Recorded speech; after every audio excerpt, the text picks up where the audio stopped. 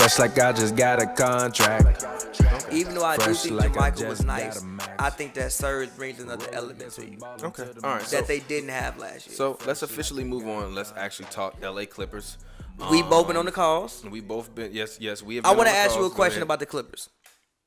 Have you been excited of listening to the things that they've been saying on the calls? No, this is scary, G. This man, I've been kind of excited though. I asked Tyron. That was scary. No, That was scary. That was scary. Exactly. Wait. I'm glad you said that. I'm glad you said that. Hold on. 1 second. Before you say that, I'm glad you're saying this because I thought it was just me. Go ahead. That was scary. But what did I text you though? What am I talking about? What am when I he saying? said we gonna use him the same way. No. Who and what are we talking about? Pat Bev. Okay. We're talking about the point. You asked him about. I asked Coach Tyronn Lue specifically. I said, Coach Lue, what do you think about Patrick Beverley this year? And how do you plan on using him versus last season? Because last season a lot of people, speculated that you guys needed a point guard. He literally said, I'm not doing nothing different with Pat Bev. Pat Bev is Pat Bev, and that's what it's gonna be. Now go ahead. Now, here's why I was a little bit scared, because the Doc quote from Philadelphia, when Doc said, "I hope it wasn't just adjustments," because he was sitting right next to me, so it ain't gonna be that much different. The Doc quote from Philly, Doc, I love you, Doc. I miss you, Doc. All that. Secondly, but the reason why I'm gonna give it a little bit of slack is because of this. That team was hurt all last year. Yeah. That's the only reason why I'm like we got it. Like even me, sitting back and even being there, I don't even think I noticed. I did notice, but I didn't know to the extent that team was hurt. Like I don't remember the fact that Kawhi wasn't there doing training camp and preseason. I don't think we were actually covering the team. No, we were. What you talking about? Preseason? But they were in Hawaii. That's why. They played in Hawaii, so we didn't cover those games. That's why. They played 3 of their games in Hawaii. That's why. So actually, that's a lie, because I covered a preseason game versus the Nuggets, and that's when I came home, and I was like, hey, bro, I saw Jokic. That man looked fat. And that was before the COVID break. You're right. Because he was fat as hell before the COVID break. And after the COVID break, he came back. He looked way better. But he was fat as hell when I saw that man last October. I was like, damn. As far as they weren't healthy. So I do understand why he says what he said. Even though, when I look back at the playoffs, like, Pat had the calf injury.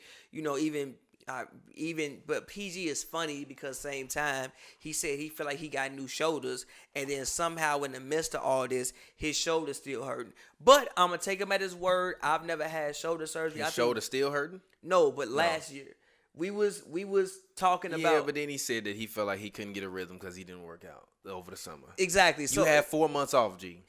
You didn't have no court at the crib. You couldn't take no jump shots? It ain't the same, G. I just be wondering. Be wondering. Me too. But I'm going to take them at their... I'm not criticizing. I'm just philosophizing. I feel you. But but look, I'm going to take them at their word. I think that they did make some improvements. I think that Luke Kennard was a guy who averaged 15 and 15, basically 4 and 4 last season. Like, I remember even looking at Luke Kennard in the series against the Bucks 2 years ago. Yeah. I was like, Luke Kennard's decent. Like, he's nice. I think Luke Kennard is an upgrade over Landry as long as he's healthy. Mm-hmm. He was ailing last year, too. As long as he's healthy, I think he's an upgrade. And Nick Batum is a guy who I don't think he can be an all-star caliber player again. Oh, yeah, and that box right there, you can put your laptop on. It's an Ace of Spades box right behind. A all-star potential caliber player again. But I do think that Nick Batum can be a guy... Huh? So you off that Migos. No, but I think Nick Batum can be a guy. Let's say you want to do a lineup where you want to play like PG, Kawhi, Nick, Morris, and Serge. That sounds terrible.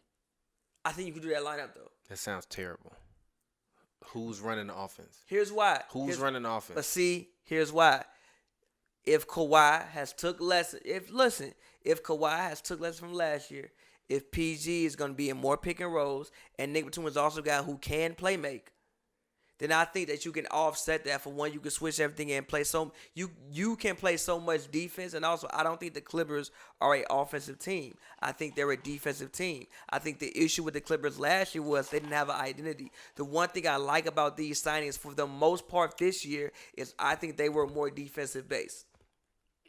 Personally, I think you go out and get Serge if you're aiming for more defense. I think you go out and get Nick if you're aiming for more defense. Now, you go out and get Luke for offense, which is fair. It's fair, but at the same time, you did need playmaking help. So, again, I'm going to put faith in them. And, again, I don't see why this team, what I'm not understanding from people who cover the team, what is everything else, is like, how they go from championship contender to trash. To people who cover the team? What do you mean? Everybody. People cover the team, the internet. How they go from the best team? Oh, so you think the people who cover the team don't believe in them no more? No. How did they go from championship contender to we not even talking about that for them this year? Because they ain't sure they had that heart. That's what happened when you come up and you ain't got no heart. That's what happened when you like the Lion on the Wizard of Oz and you ain't got no heart. They didn't come out with no heart. They got embarrassed by a team that shouldn't have beat them. I don't care what nobody says. But also at the same token, like, they didn't get better. They didn't really get better than me. I'm sorry. And I look at this team. The only thing they did was really just get a different coach. And maybe the guys just really hated the coach. And if that's the case, then they might do amazing. But I still think they needed another point guard other than Pat. And I respect Reggie Jackson. He did what he was supposed to do, but he wasn't supposed to be doing as much as he was doing last year. I agree with that. And if it boils down to it, and Pat Calf get to flaring up again or something happens, who going to be the person that's going to run your offense when this happens? That's the only reason why I didn't like what Tyronn Lue said also, because Doc gave Patrick Beverly his playbook last year and let him call plays, which basically meant that he was the one that was really orchestrating a lot of or at least he allowed him to orchestrate some of the play calls when he was on the floor. So with that being said, is he going to be doing the same thing this year? No. Or are you going to say, hey, look, Pat, your job is to get back to just like annoying people? I think you can put it more in PG hands, especially if you can put him in. Why are you putting that in his hands? Because listen, if you're gonna put him in the backcourt, I think you put it in more PG because look. I personally think they used to play PG in the front court. Personally, that's what I think personally. But it don't seem like they have the team to be able to do that.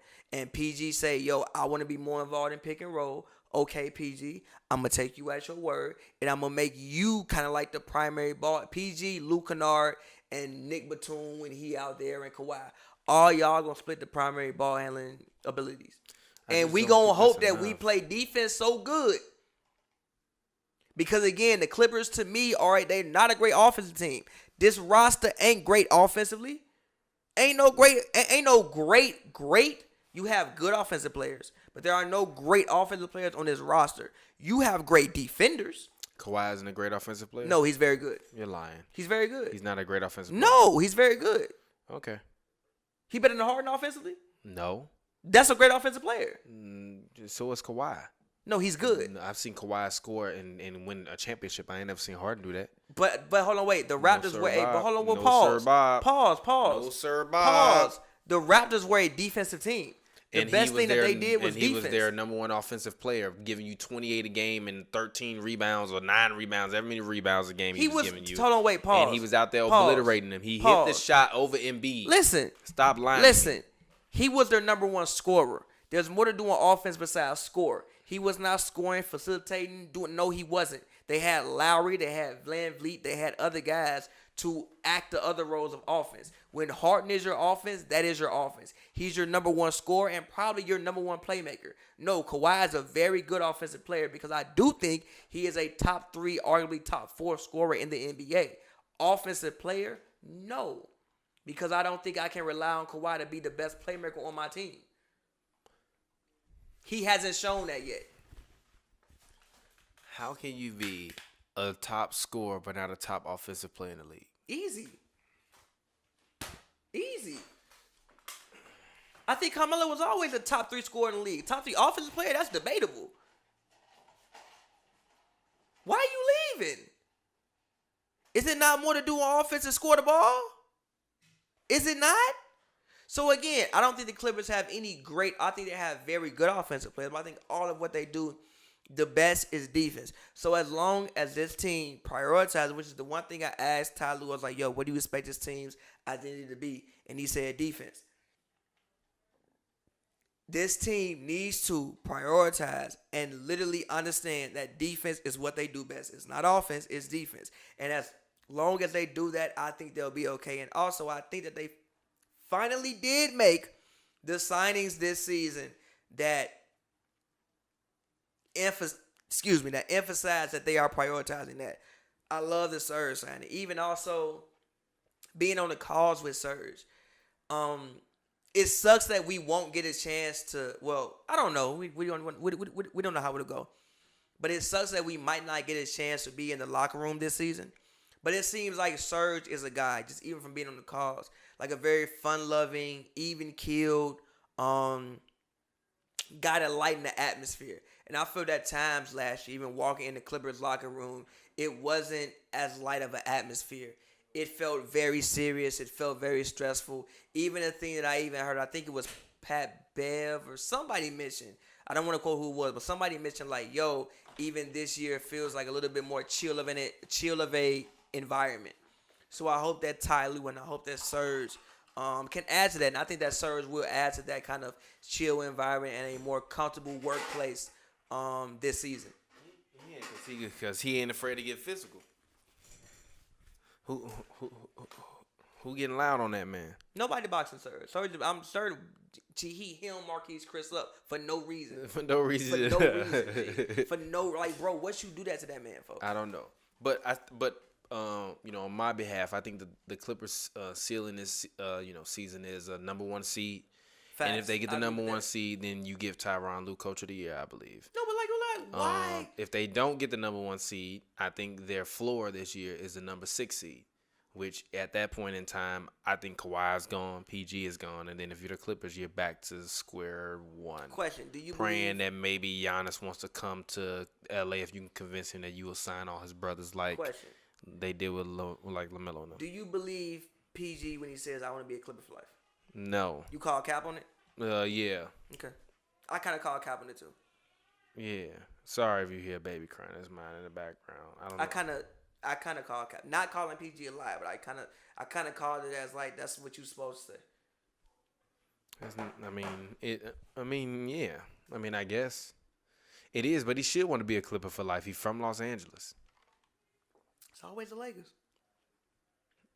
He's not going to the Lakers. You don't know that. They don't want that man. How you know that? They don't want him. How you know LeBron that? don't want PG. How you know that? Because he don't want him, man. How you know that? There's other sharks out there to be had. How you know that? No, I'm cool, G. What if he ain't even worth for max no more? Not to say it like that, but what if he ain't even worth for max no more? He's making $35 million a year. He's going to be worth for max for at least the next 4 years. How you know that? How you know that? You got to stop How you this. know that? You got to stop this. At a certain point in time, you got to stop. I love PG. I think PG top 15 player in the league. I'm just saying, how you know that? All right, bro. But I'm not gonna argue with you. If they the 6th seed, you can't fire Tyronn Lue, which means that he gonna wind up being a coach. And the messed up part about it is that he gonna wind up being a coach, and they're gonna wind up losing their biggest star. So I hope that he can do something good this season, because I would love to cover the finals and be able to say that I covered the NBA finals, which was my goal last year, even though they ruined it. But it is what it is. So hopefully we'll see. But I do believe in Coach Tyronn Lue so much to the tune where I had, me and Nick Hamilton and Ashley Nicole had a screaming match on my show because they was being disrespectful about him, calling him a game manager and saying that LeBron was the coach of the team and all of that shit. I didn't rock with that. Did you see the new Road Trip podcast when Bron said that him and Ty Lue got into a shout match at halftime of Game 7? No. Yeah, he was like, yo, we cursed it out like halftime of Game 7. Yeah, but you can step all over him. Yeah, like, I wasn't rocking with them saying that Ty Lue was a pushover or that he was a game manager or that he didn't deserve credit for that because that was LeBron. That wasn't LeBron championship. I didn't agree with that. Not LeBron championship. He made a lot of adjustments in that series. He made Steve Kerr, who I think, I don't think he's the greatest coach of all time, but he's got an argument to be one of the best coaches of all time. I agree. And he made him look kind of foolish in the last 3 games of that series with technically, even in that series, they still were supposed to be overmatched. The Cavaliers. Yeah, but no. Yeah, they still were. Yes, but no. They still were. I feel you got a guy yes. who won unanimous MVP, who the greatest team of all time. Oh, that yes. that def lineup. Bogut hurt himself, but he wasn't even in the def lineup. So I'm not even gonna act like he wouldn't have been one of the last 5 on the floor. Draymond missed one game. I'm happy you saying this. Draymond missed one game. I'm happy you saying this. No, I've been telling you for a long time. I blame Steph Curry over that. That was his fault. That was Steph Curry's fault. I don't blame him. He should wake up and still have nightmares about I threw the pass behind my back to Clay for no reason. I don't blame him. Him and Clay would be sitting at 4, and then we wouldn't even be worried about this Achilles right now because he wouldn't have went up for that dumbass dunk trying to. Fresh like I just got a contract. Fresh like I just got a max. Roller desk, we ballin' to the max. Fresh like I got a contract. Moving through the city, we be going.